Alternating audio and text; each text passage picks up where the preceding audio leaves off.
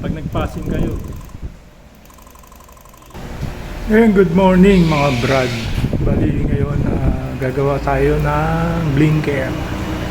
Ngayon si customer bumili ng ordinaryong AES power LED super bright driving and spotlight. Ngayon gagawin natin siyang blinker, yung may blinker siya gaya ng mga mamahalin na nabibili.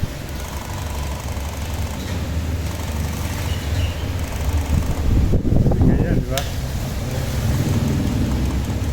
Yan, 8 moods din to mga brad. Bali ang ginawa ko rito, nilagay kong module. Eto, i-reveal na natin. Pwede naman to eh. Kasi ang binabato lang nito supply. Kahit di na kayo maglagay ng relay. Pero dun sa ordinaryong ilaw nyo na lalagay nyo sa switch, ayan, lagyan nyo yung relay ito. Para ito yung high end low nya eh. Dilaw tsaka puti eh. Doon sa mga nakakaintindi, alam na nila yan. Ngayon, pagka nakabili kayo ng ordinary at wala kayong budget dun sa mamahalin na may mood na ganito, na left and right ang sindi niya, ito lang ang katapat niya. Pro Music 8. Tapos select nyo lang sa salitan para maging salitan ng sindi niya. Ngayon paghiwalay natin para kitang-kita nyo.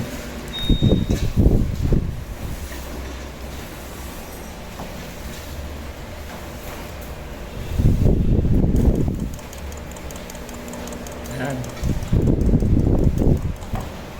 May selector pa kayo, 8 moods siya. Bali, ilagay yung passing.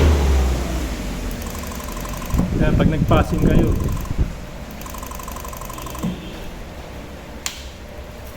Salitan naman, ganyan. Pwede nyo ibahin. Yun, ito lang ang gagamitin nyo. Para hindi na kayo gumastos ng halagang 20,000, 16,000. Ito, mura lang naman to. Nasa 3,000 lang to. Ito yung brand niya. Malakas din. Ganyan siya, di ba? Oo. Yan. AES. Super bright. Driving and spotlight. Sakit sa mata. Panilaw to.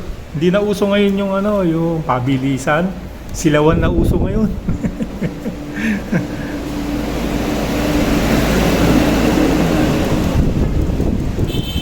Yun, ito lang ang gamit natin.